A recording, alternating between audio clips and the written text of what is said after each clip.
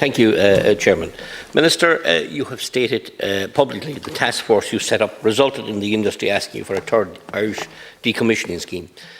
Minister, can you tell me how many families are giving up because this government has failed to deliver? Is it 50 or is it 60 families losing their rights to catch Irish fish in Irish waters? Can you answer exactly how many, Minister?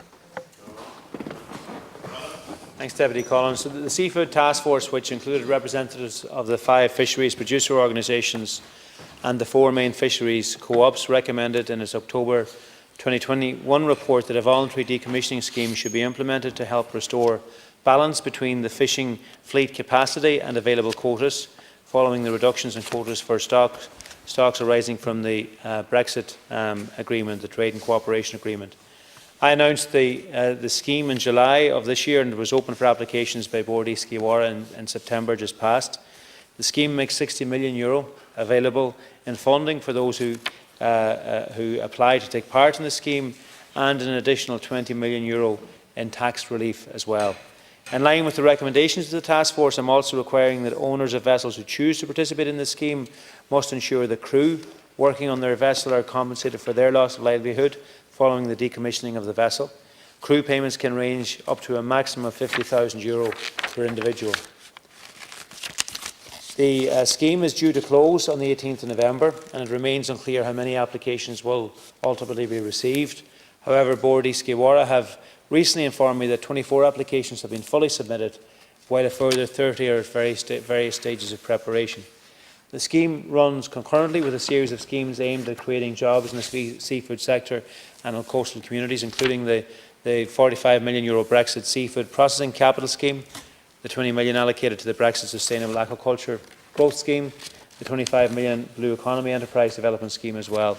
So in total, €225 million deputy and supports and developmental strategies have been announced, which will contribute to sustaining employment in the seafood sector as a whole and provide career opportunities and ensure that those transitioning within the sector are supported too. Thank you. Thank you, Minister. As you know yourself, Minister, I didn't support this decommissioning because I always felt there was enough of Irish fish in Irish waters for Irish fishermen to fish, and they would have been and they wanted to fish their way out of the problems that they have. All they ever asked was a fair share of the quota, which has been denied to Irish fishermen for many years now, not just in recent years. And Minister, you publicly welcomed the EU Commission's approval of the scheme submitted to them to see if it would be okay under state aid rules. In hindsight, Minister, was your chosen words welcoming the loss of so many jobs the correct way any government minister should act? I think, Deputy, as you said yourself, I welcomed the approval that I sought. So the fishing representatives, all of the representatives of fishers across the country, I brought them together into a task force to advise me how to support the sector. As part of the report, they unanimously sought a voluntary decommissioning scheme, and then I sought approval for that. So I welcome the fact that I got approval for that. There's no doubt, as we discussed in the Marine Committee meeting earlier on, what we would all like is more quota, national quota. That's something I'm fighting for at national level. But there is also a reality alongside that, that since the quotas and relative stability was established in the early 1980s, it has remained unchanged, Brexit apart. Brexit has had an impact. I'm working with fishing representatives, the representatives of fishers themselves, to decide how to respond to that at national level in relation to the challenges we have coming out of the Trade and Cooperation Agreement, and also then in terms of the strategy we have at European level to try and improve our position. So the decommissioning scheme has been sought by fishers themselves. I'm surprised that you don't recognise it as a requirement and as something that would actually help those fishers that remain, Deputy Collins.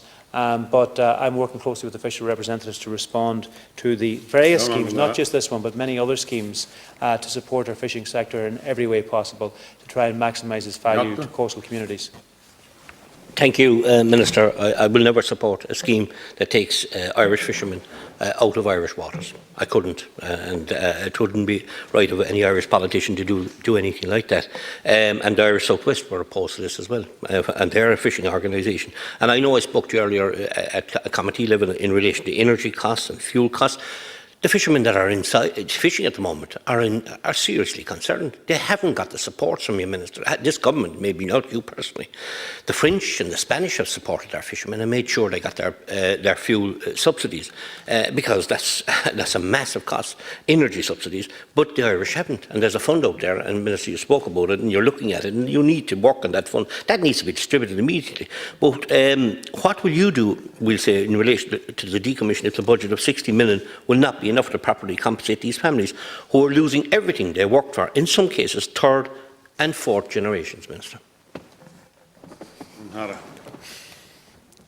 It's a fair feat to be able to hold two positions at the one time, even in the one contribution, Deputy Collins. So in one sense you're saying you're against the scheme, and then in the next sense then you're looking for more money. Sorry, Deputy. I'm sorry, Deputy. You cannot answer your own question. Sorry about that. But in the following sentence, you're looking for more money for that very same scheme. No, I'm sorry. So listen, just to be clear, the Irish South and West, like with all the other fishing organisations, were part of the Seafood Task Force, which unanimously recommended that there should be a decommissioning scheme. So I'm following through in that request. As I say, I'm also following through in the many efforts that I'm making at European level to try and improve our quota position. There's been some successes in that regard in relation to securing more blue whiting, for example. Also battling at European level to try and improve our mackerel quota at the minute. But those are all hard-earned, hard-fought opportunities where you try and improve your position. But we also then have to work at national level to ensure we have as many viable, economically sustainable fishery families as possible. And I'm working to respond to the requests of the fishing sector as to how we can do that, and the decommissioning scheme is one of those requests.